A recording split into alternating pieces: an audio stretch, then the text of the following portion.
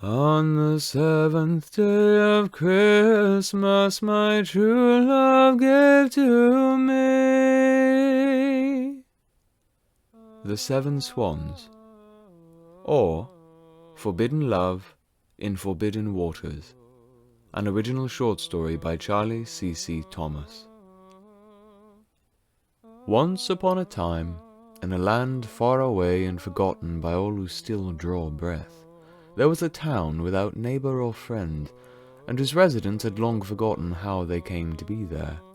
But they were happy to be there, for they had their own customs and ways, their own times and celebrations, and their own trials and dangers, which kept them locked in the borders of their little town. Mostly. Now, in the northeast, far off from Cunning Hill, there trotted two horses besides one another, between the old trees on level though snowy ground. Their riders were both cloaked in black, with dark cotton shirt and riding trousers for the man, and a sapphire blouse and riding skirt for the woman, both bundled in leather coats and brown furs besides. They spoke as they went in the dark, naught but the stars to guide them as they reached the border of the north and east woods, following it deeper east. His name was Arthur Allen, eldest son of William and Eleanor Allen, and a boy of 21. Hers was Hannah Taylor, eldest daughter of the late Daniel Taylor, and living mother Diana Taylor. Arthur led their way at a slow, tempting pace, but he would rather have seen them both safely to their destination and their love unknown than for one of them to be harmed and found out. If either of their families ever heard of their dalliance, both would be disowned or beaten, mayhap both. For though the Allens had tempers like lions, the Taylors matched them with the ferocity of vipers, so proven by Daniel Taylor's accursed gift not 6 months prior. Arthur looked on, his brown eyes black in the dark as they scanned between the thickening trees. He looked over his shoulder to Hannah, and held up his hand as he spoke. "We need to stop here, my love." His voice was low, though there was nothing and no one to hear them. She stopped without question, though her face asked it anyway. "The horses cannot wind between the trees ahead. I fear we must go afoot from here on." He smiled and slid from his saddle, the heavy cloak sliding behind him to trail over the snows. His boots crunched as he led the steed to a great old tree and fastened the reins there, leading Hannah's also, and securing it to the other side before giving her his hand. She took it without thinking, and slung her leg over the saddle to dismount well as any hunter he'd seen, taught well by her huntsman of a mother. Standing before one another in their boots, she almost matched his height, her eyes coming to his nose, but it was enough to look down on her with a grin that grew into a toothy smile as he pinched her chin and brushed a kiss to her lips. She giggled and cupped his face in her gloved hand, returning the kiss in kind before she pulled away and reminded him of their plans. "We should go, if you mean to be back afore first light," she said with heavy lids, hazel eyes fixed on his mouth. "Yes," he said, and kissed her forehead before taking her hand and leading them through the snow, winding between the trees and avoiding the occasional boulder that sprung up here and there. Silence had settled between them, a comfortable, familiar silence, broken only by their breath and the whistle of the wind in the bare branches above. Steam puffed before their faces as they went, though neither panted. The short trek was nothing to what both were accustomed to from lives of hard training. "Your cousin," she said softly. "Michael, has his condition improved?" Arthur sighed with a shake of his head. Whatever was done to him on Cunning Hill couldn't be undone, and though the wounds in his flesh were all healed, those in his mind still fester. "Even with his visits to Lord Cyrus?" Arthur huffed a bitter chuckle. "Methinks for cause of his visits to Lord Cyrus, more like." He swallowed the next words back down, remembering to form them more carefully, lest he offend her. Especially now. He spends half his time abroad with the Cunninghams, as he does at home. Says his mind's troubled there with us. Lately. He said the last word in a weighty way, and Hannah nodded beside him, understanding the unspoken thing. The curse Daniel Taylor had unleashed. And he still says nothing of what happened then? Arthur shook his head. He's tight-mouthed as a mute. The most we've gotten from him is something about birds, but the little creature will say nothing more. He sighed and put on a tired smile before he found her. And your mother? She's better than when father lived, she said amusedly. I am too, I believe. He was such an odious man. Her mouth twisted like she'd smelled rotten meat. He didn't love my mother nor me, if we're to speak the truth. Surely even he wasn't bad as that. You needn't defend him for my sake, my love. He was a man that loved only one other, himself, and he worked tirelessly to please his beloved. She hacked and spat on the ground. Curse him! Blessed be the day of his passing. Though I do regret what finally brought it. As do I, my love. But we needn't fret, for we shall begin our own family, with our own name and crest and land. He smiled, a wide, genuine smile that made his eyes wrinkle. She stroked her thumb over his knuckles and squeezed his hand. There is but one thing we need, then. He leaned into her and kissed her cheek, whispering, soon. Then he looked up, and they stopped. He scanned between the trees and checked the stars to make sure that he didn't guide them into an untamed wild, and befall the woodsfolk encampment. We aren't too far off now, he said as Hannah pulled a wineskin from her cloak, drinking and offering it to him. He thanked her and took it, drinking lightly before passing it back and watching her face as starlight danced between the half-bare branches around. She was a Taylor for certain, but her mother's blood was strong in her. Diana was a cousin, however distant, to the Fishers, and she and her daughter both had the look. Straight blonde hair around strong, square faces, covered in freckles with burning hazel eyes. Tonight, her hair was hidden away and a braid tucked into the hood of her cloak where it lay on her back, but the rest atop her head glistened like dusty gold, pale in the starlight and snow that rested there. She smiled, face flushing when she caught him staring. "What's the matter?" she asked, looking herself up and down before finding his eyes again. He chuckled and offered his hand with a shake of the head. "Nothing. I simply cannot believe that such a beauty as you would have me." He faced her, taking her other hand and running his gloved thumbs over her gloved knuckles. "I do not deserve such a gem." "Nor I the man who stands before me." She smiled wide, her cheeks still red as she cupped one side of his face. "We deserve nothing but what we earn, my beloved.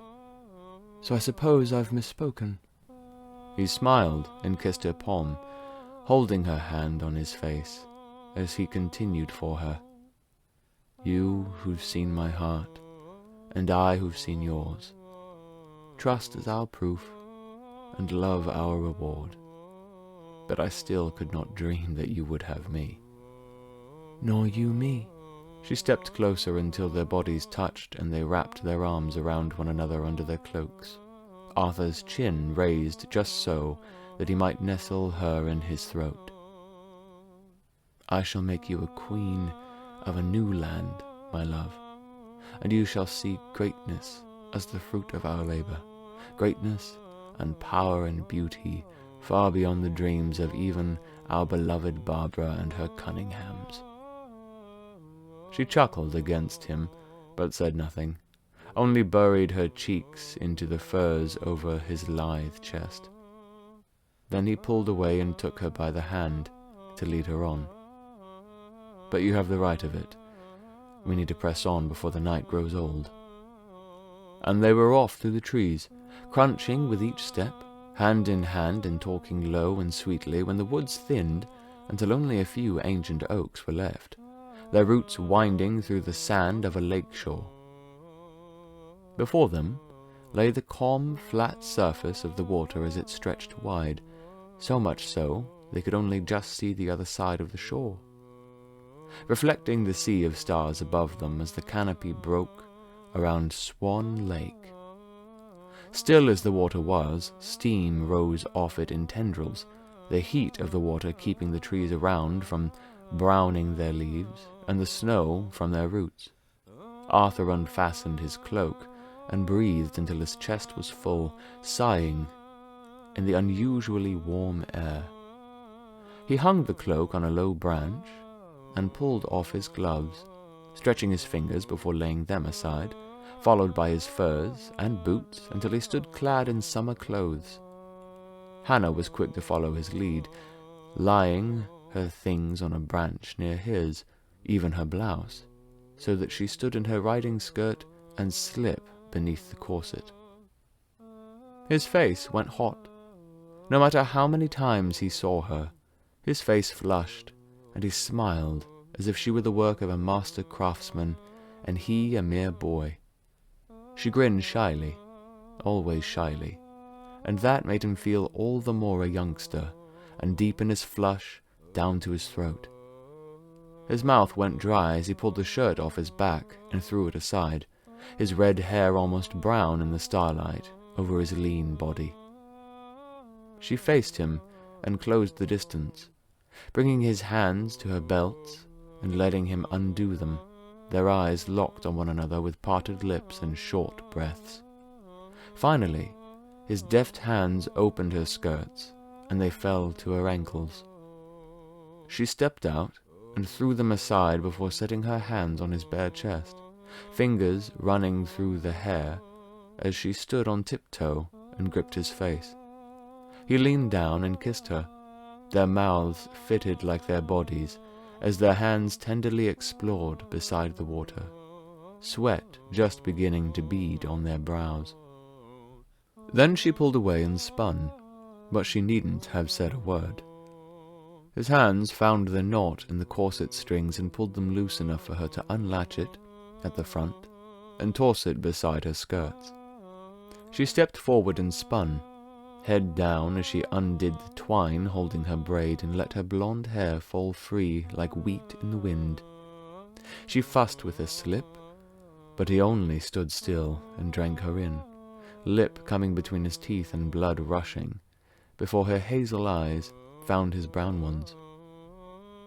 In an instant they were together. Whether he'd moved or she, Arthur didn't know. One hand was on her neck as he kissed her, the other on her waist, bending his back as she wrapped her arms around his nape and let him pull her against him. He found her throat then and pushed aside her sleeve as he explored and lowered her onto the sand. There, beneath the cold stars and beside the steaming water, they made love, moving as one, breathing each other, crying together so all the night should know their voices. And at the end of it, he was knelt in the sand with her atop him, holding her body upright against his own as they panted together. Slowly, heavy eyes looked up at her, and he smiled dumbly. "I love you, my heart. I shall make you mine for the world to know, and we shall stand together, come what may." She panted down on him, swallowing as she bit her lip and shivered, head back another moment before she found him again and draped her hands on his shoulders. "And you shall be mine, as I am yours. I shall call you husband and father." She gripped her stomach with a grin, eyes heavy as she struggled to catch her breath. His smile widened, and he set a hand atop hers. "Wife." He kissed the flesh over her heart. "Mother." Then they found their eyes and smiled the wider, falling back to the sand to lay facing one another, she still in her slip, and he still in his riding trousers. "Might we stay here forever?" Would that we could. I should carve this moment from all history and set it apart, that not one thing might change, and we might lay here an endless night to watch an endless love. He smiled wide at the color in her cheeks, almost hidden by her sleepy smile. They kissed one last time before she sighed and chuckled. "My love, I cannot remain as this. I'll stink worse than the horse and ruin my clothes." He laughed and nodded, both sitting up and looking to the water. "I think you're right. We might drive away the horses when next we find them."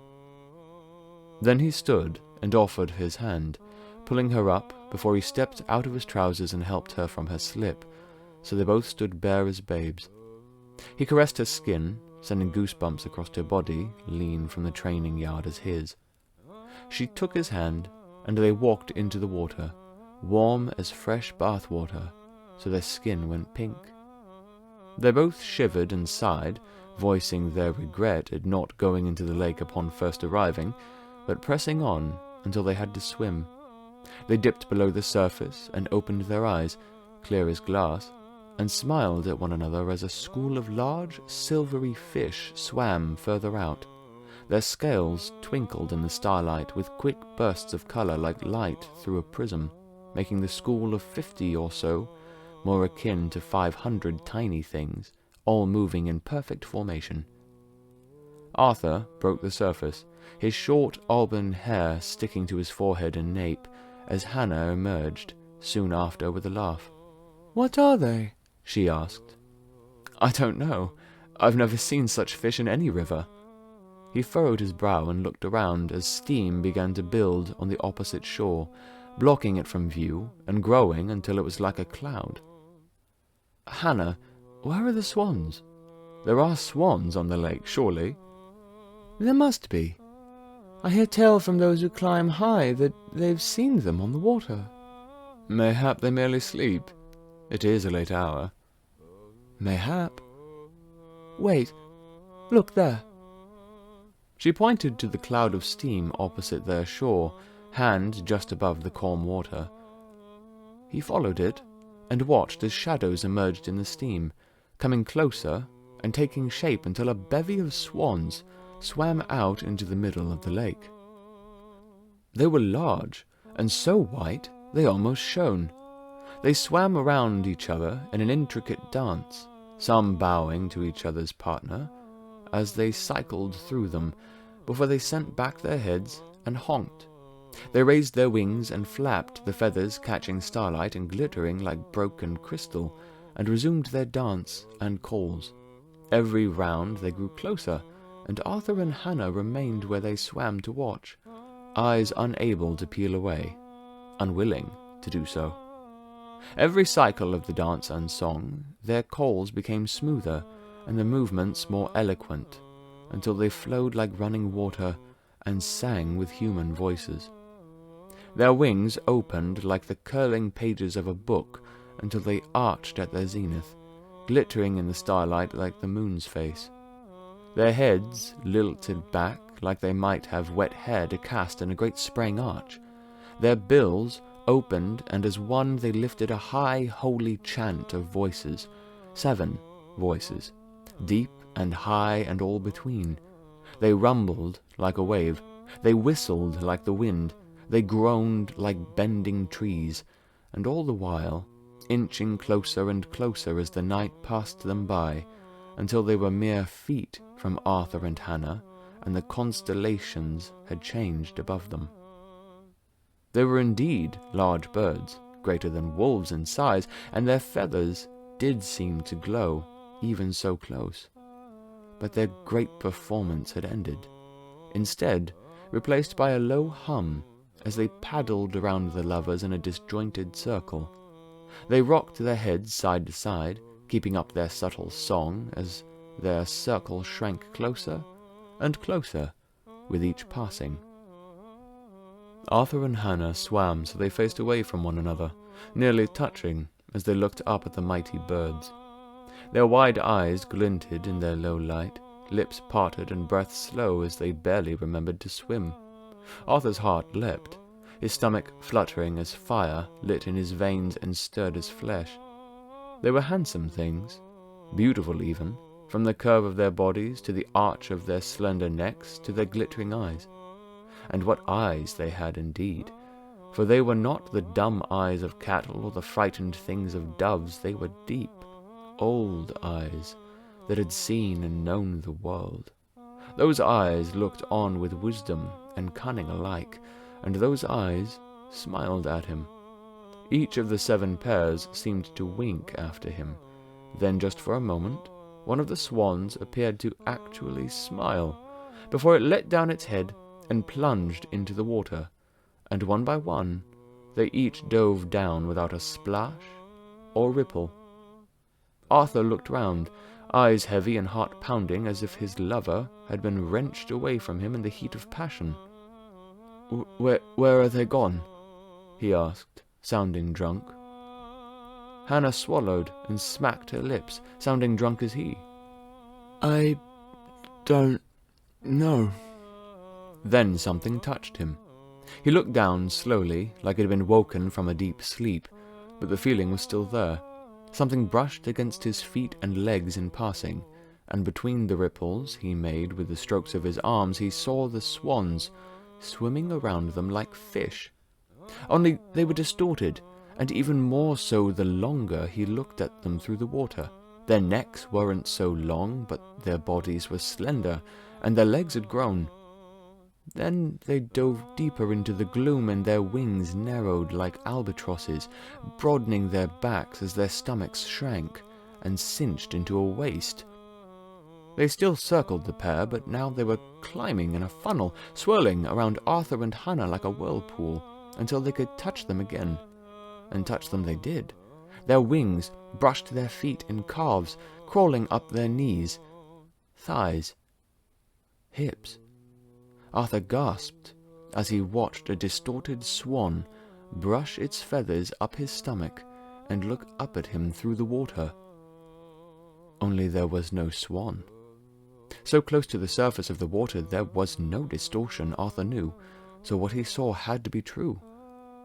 It was a woman, a great beauty, with skin white as snow and silvery hair, eyes crimson and plum, lips scarlet. And from the feathered wings, her fingers sprouted and danced up his stomach and chest until her hands rose out of the water, the last few feathers falling away into the air. Then she kissed his skin and grabbed his arms as he watched her cling to his body and smile at him as if it were all simply a game.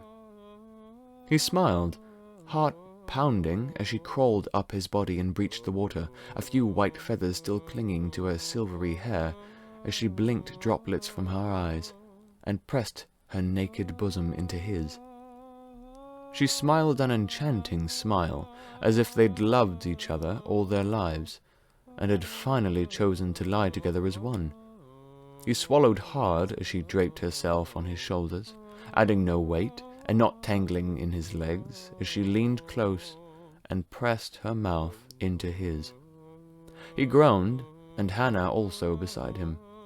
Then more hands fell onto his skin, more mouths beneath the water, and his eyes rolled into his skull. The pair groaned and writhed in Swan Lake, Arthur barely able to open his eyes as the beautiful woman he'd first seen was replaced by a second, her strange features the same as the first.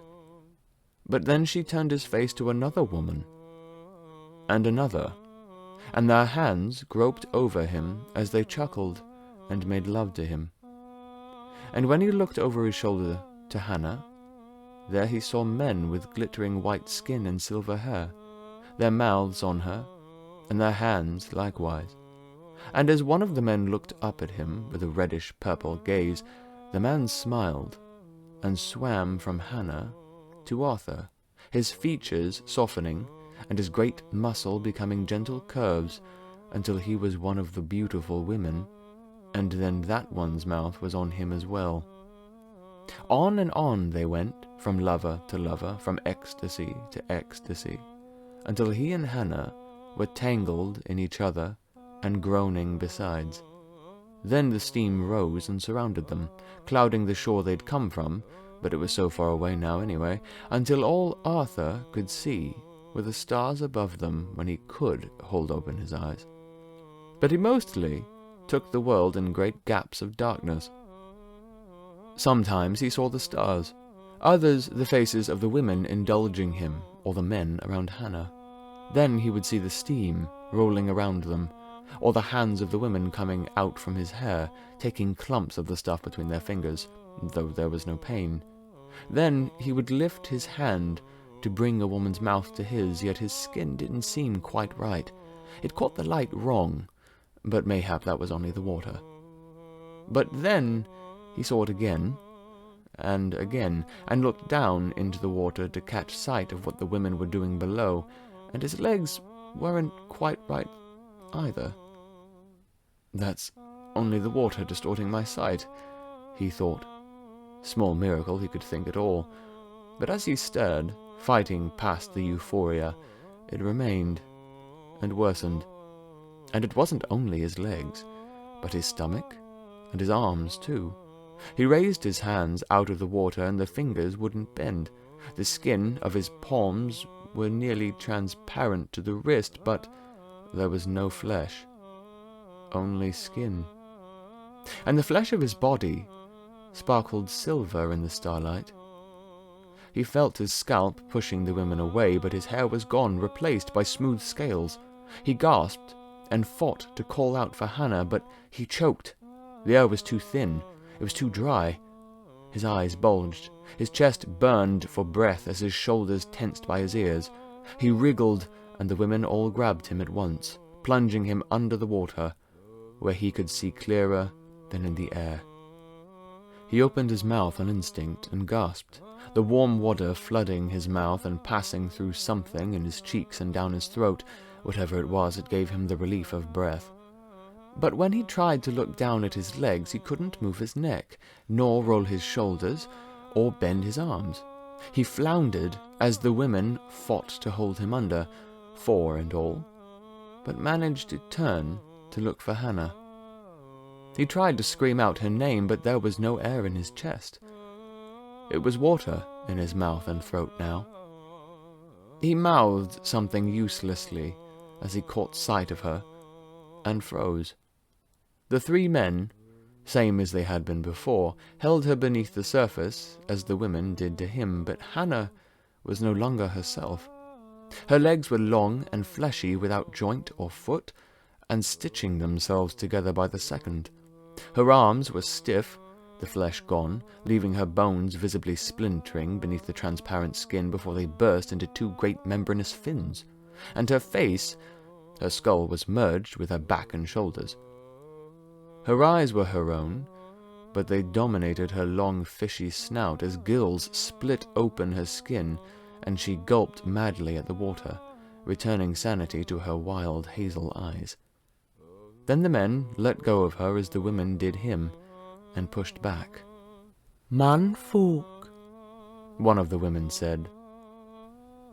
"Young folk, we are old, and of the old way.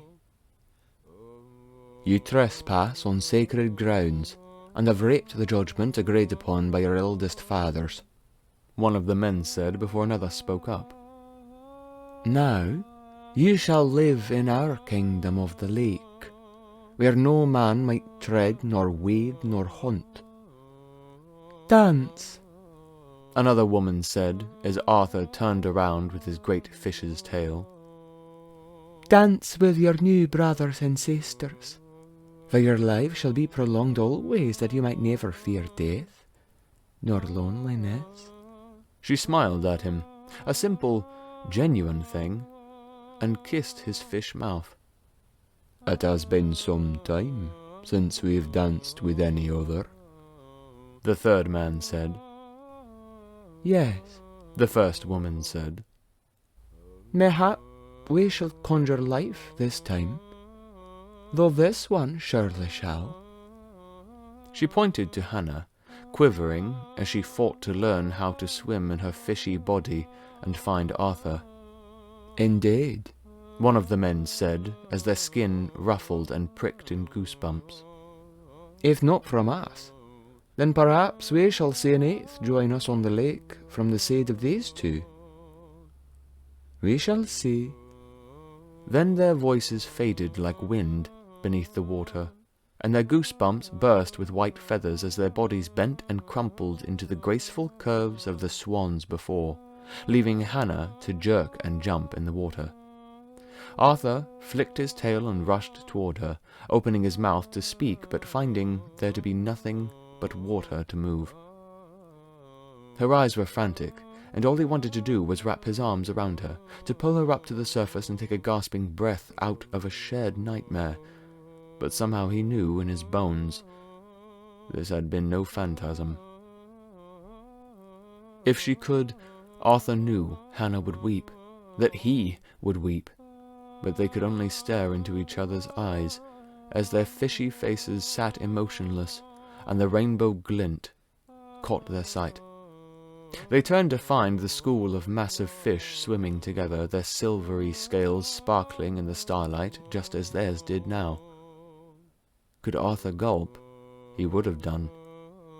But he could only stare and swallow water, wondering what they'd meant when the swans spoke of their seed. For fish laid roe, so surely would they not? An eighth, he thought, and found her fishy stomach. Oh, that he could gulp or weep. He would have done. 7 swans are swimming, 6 geese are laying, 5 go